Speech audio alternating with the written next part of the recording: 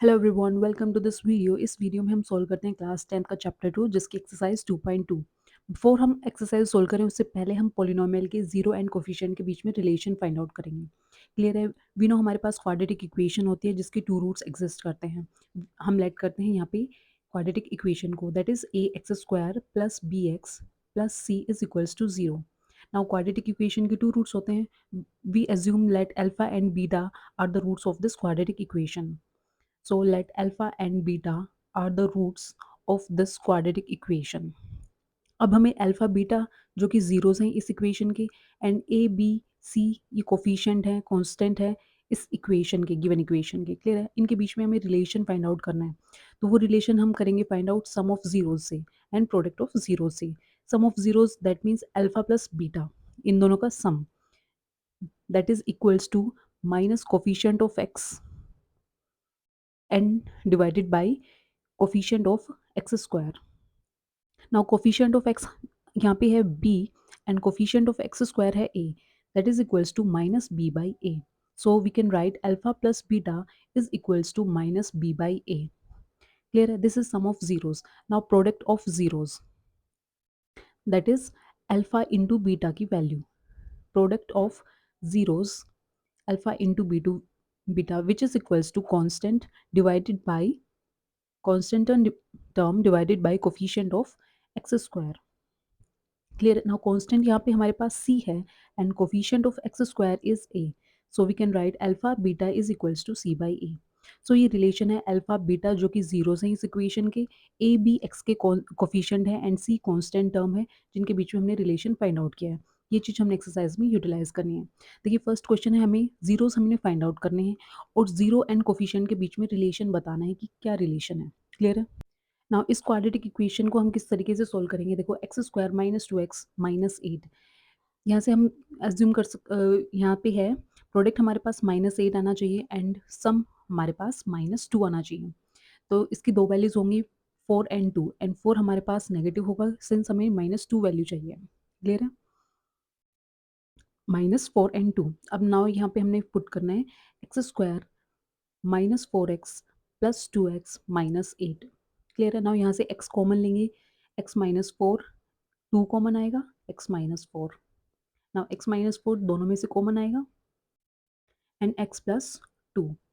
Now ये values हमने zero के इक्वल इक्वेट करनी है, that is x minus four is equal to zero, x की वैल्यू यहाँ पे आ जाएगी four and x plus two is equals to zero, that is x is equals to minus to.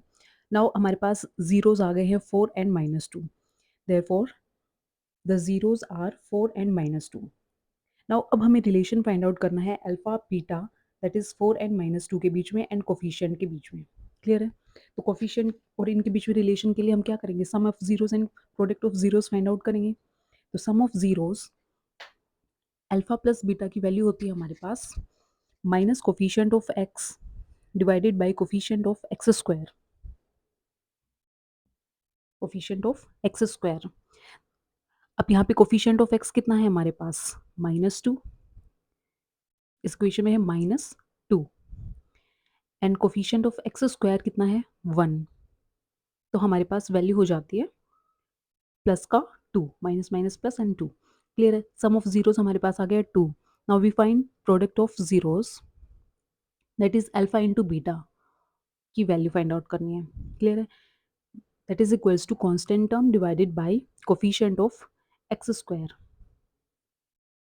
Clear है? Now constant term हमारे पास क्या है यहाँ पे? माइनस का एट, माइनस का eight, and coefficient of x square कितना है? One, that means it becomes minus eight. Now अब हमने फाइंड आउट किया है sum of zeros product of zeros, alpha plus beta and alpha into beta की value. Clear है? जो कि हमारे पास टू एंड माइनस एट आ गई है, और जो जीरोस हमने फाइंड आउट किए थे वो थे फोर एंड माइनस टू। अब फोर और माइनस टू को अगर हम ऐड करेंगे तो हमारे पास वैल्यू आएगी two, and four and minus two का प्रोडक्ट करेंगे तो वैल्यू आती है माइनस एट। क्लियर है? इट मीन्स हमने जो रिजल्ट फाइंड आउट किया है वो बिल्कुल ठीक है। ठीक है? Now move on to second part, four s square minus four s plus one. इसकी वैल्यू फाइंड आउट करेंगे, s square minus four s plus four. Clear है? नाउ इसकी वैल्यूज निकालेंगे हम। देखिए इसमें प्रोडक्ट में हमारे पास आना चाहिए फोर एंड सम आना चाहिए हमारे पास माइनस फोर। तो ऐसी कौन सी दो वैल्यूज होंगी? -2 इंटू -2, क्लियर है? ये होता है हमारे पास 2 टू 4 होता है, एंड -2 -2 -4 हो जाएगा, क्लियर है? तो ये हम इनकी वैल्यूज़ हो जाएँगी, तो 4s square minus 2s and plus 1।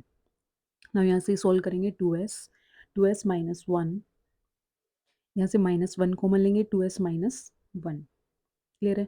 Now 2s minus 1 and 2s minus 1, इनको हम 0 के इक्वल पुट करेंगे, तो 2s minus 1 is equals to 0, that means 2s is equal to 1, and s की वैल्यू आ जाएगी 1/2। दोनों वैल्यू 2s माइनस 1 है, तो सेम ही वैल्यू आएगी s की, तो क्लियर है? Then s is equal to 1/2 and 1/2। So ये हमने क्या फाइंड आउट कर लिया है? Zero, zero of the given quadratic polynomial की। ठीक है, नाउ अब हमने रिलेशन फाइंड आउट करना है इन जीरोस के बीच में एंड कोफिशिएंट के बीच में, क्लियर है? वो हम फाइंड आउट करेंगे सम ऑफ जीरो से एंड प्रोडक्ट ऑफ जीरो से। तो सम ऑफ जीरोस क्या होता है हमारे पास? -b/a। अब मैं शॉर्ट में राइट डाउन करूंगी, आप समझ से जाना, क्लियर है? सम ऑफ जीरोस होगा -b/a। b की वैल्यू कितनी है? -4। a की वैल्यू कितनी है? 4। तो ये हो जाएगी 4/4, that is 1। Now product of zeros होते हैं हमारे पास c/a। Constant term divided by coefficient of x square होता है, तो c/a। c की वैल्यू हमारे पास यहाँ पे कितनी है? 1, a की वैल्यू 4, देन 1/4। नाउ 1 एंड 1/4 हमने वैल्यूज फाइंड आउट करनी है। अब ये सम है, ये प्रोडक्ट है। 1/2 का अगर हम सम करेंगे तो 1 आएगी, 1/2 का अगर हम प्रोडक्ट करेंगे तो 1/4 वैल्यू आती है, तो हमारे आंसर बिल्कुल करेक्ट है। नाउ इसको सबसे पहले अरेंज करेंगे, 6x² minus 7x minus 3।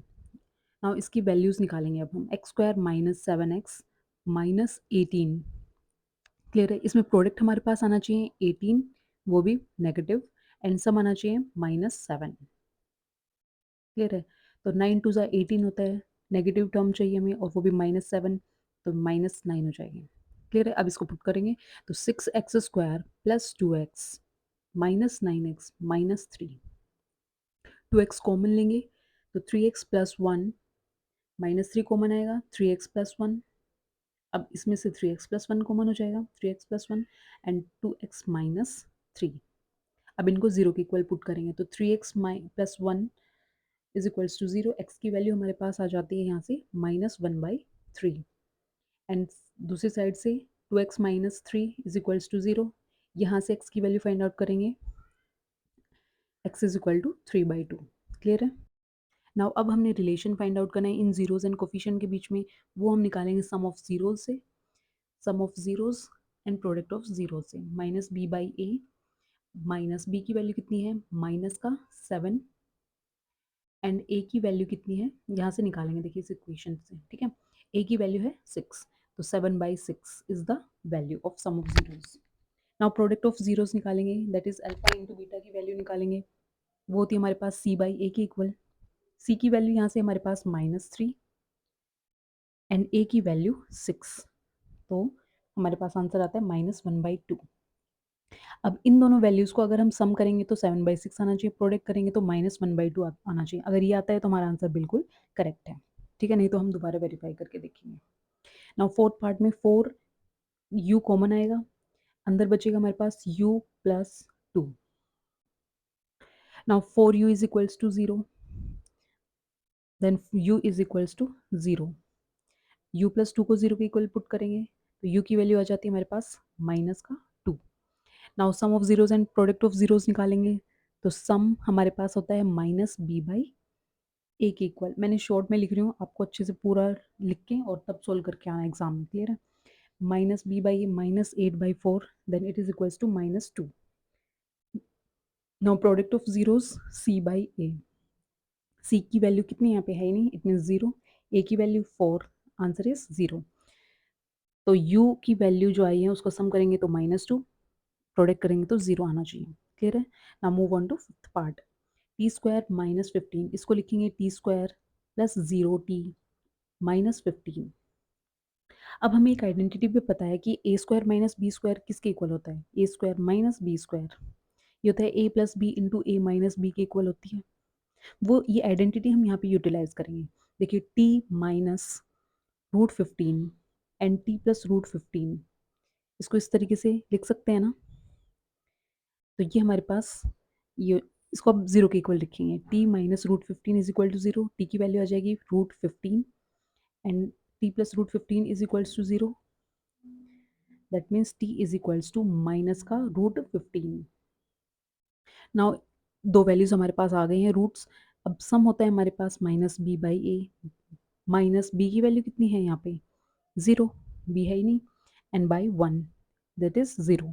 Now product होता है हमारे पास c बाई ए की इक्वल, c की वैल्यू माइनस 15, a की वैल्यू 1 दैट इज माइनस 15। अब ये जो हमारे पास आई हैं ये दो वैल्यूज जीरोस, इनको अगर हम सम करेंगे तो 0 आएगा, प्रोडक्ट करेंगे तो माइनस 15 आएगा। अगर ऐसा आ रहा है इट मीन्स हमारा आंसर बिल्कुल ठीक है। क्लियर है? Now last part, six part में देखिए हमें क्या करना है, इसको पहले सोल्व करेंगे। X square minus x minus 12, इसको हम किस तरीके से सोल्व करें कि प्रोडक्ट हमारे पास माइनस 12 आना चाहिए, सम हमारे पास माइनस 1 आना चाहिए। तो माइनस 1 कब आएगा सम, जब माइनस 4 एंड प्लस का 3 लेंगे, क्योंकि हमें नेगेटिव वैल्यू चाहिए, इट मीन्स बड़ा वाला नेगेटिव होना चाहिए। क्लियर है? तो ये आगे हमारे पास माइनस 4 एंड 3 वैल्यू। अब यहाँ पे हम पुट करेंगे 3x square minus 4x plus 3x minus 4, x common लेंगे, 3x माइनस 4, यहाँ से plus 1, 3x minus 4, now 3x minus 4 and x plus 1, इनको जीरो के इक्वल पुट करेंगे। 3x minus 4 is equals to 0, 3x is equals to 4, that means x is equals to 4 by 3. Now x plus 1 is equals to 0, that is x की value minus 1, 4 by 3 and minus 1 हमारे पास दो zeros आ गए हैं। Now sum find out करेंगे तो minus B by a की equal होता है, b की वैल्यू कितनी है माइनस का 1, a की value 3, that is 1 by 3। Now product of zeros क्या होता है alpha beta, that is c by a, तो माइनस 4 और a की वैल्यू 3। अब हमने ये जो दो जीरोस फाइंड आउट किए इनका सम 1 बाई 3 आना चाहिए, प्रोडक्ट माइनस 4 बाई 3 आना चाहिए। क्लियर है? तो हमने ऐसे सोल्व करना है। Thank you for watching this video, please do like share and subscribe.